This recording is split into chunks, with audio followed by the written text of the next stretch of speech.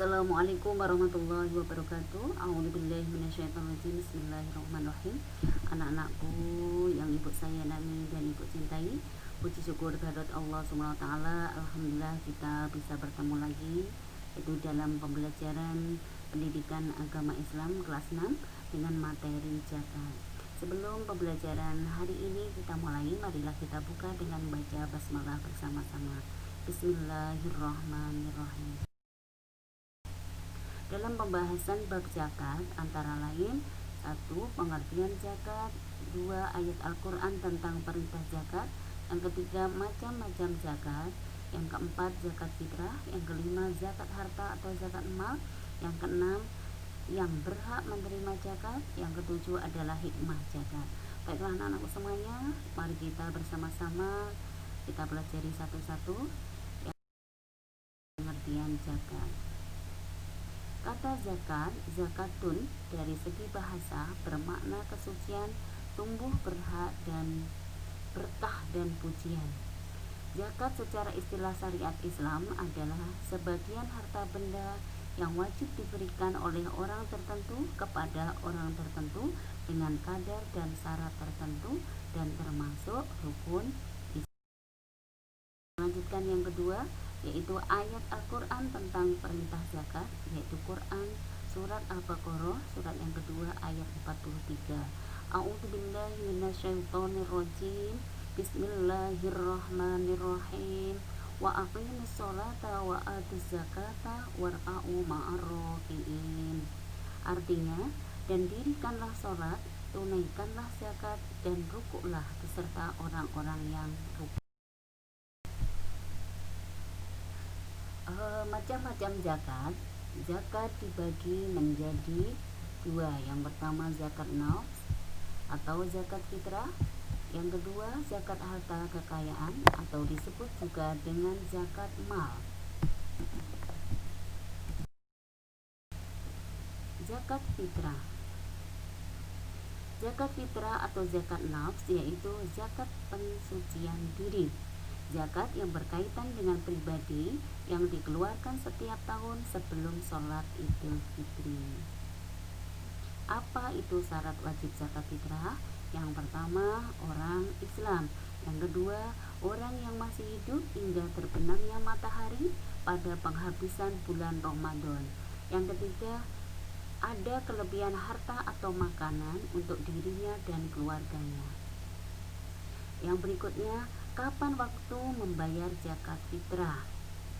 Yang pertama, waktu mubah atau diperbolehkan, yaitu sejak awal Ramadan sampai penghabisan bulan Ramadan. Yang kedua, waktu wajib, yaitu mulai terbenamnya matahari di akhir Ramadan sampai waktu subuh. Yang ketiga, waktu sunnah, yaitu sesudah sholat subuh sampai sebelum sholat Id.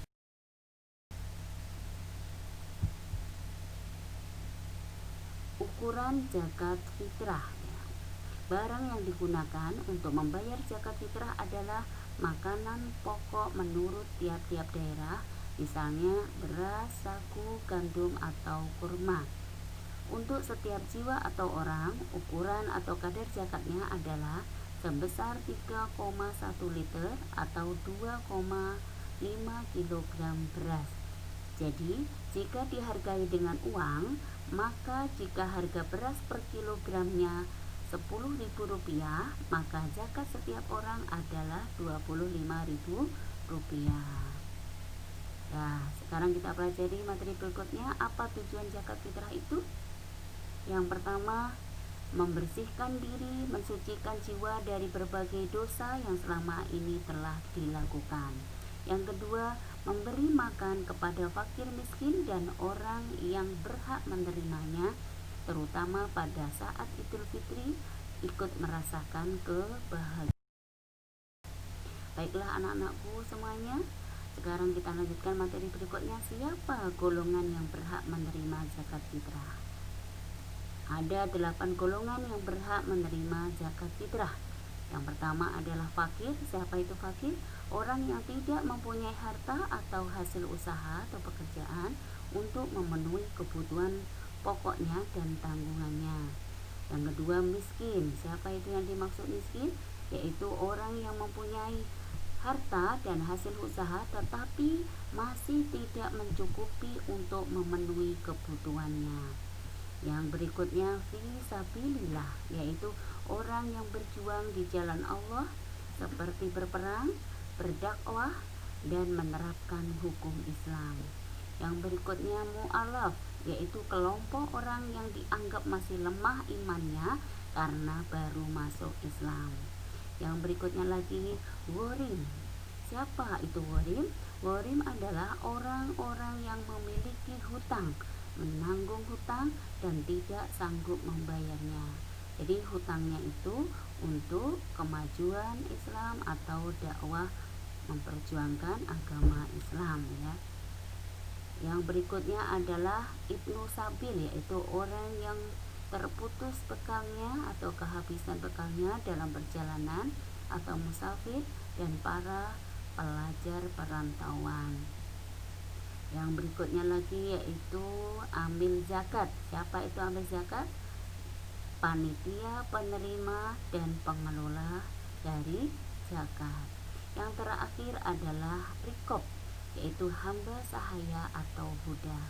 Itulah 8 golongan yang berhak menerima zakat fitrah sesuai dengan Al-Quran surat At-Taubah ayat 60. Lebih jelasnya anak-anak bisa buka Al-Quran ya, surat surat At-Taubah ayat 60 ya. Alhamdulillahirobbilalamin. Pertemuan pertama bab zakat kita cukupkan sampai di sini. Insya Allah kita lanjutkan bab zakat bagian kedua pada pertemuan mendatang. Tetap semangat, jaga kesehatan, berpacu dalam prestasi. Wassalamualaikum warahmatullahi wabarakatuh.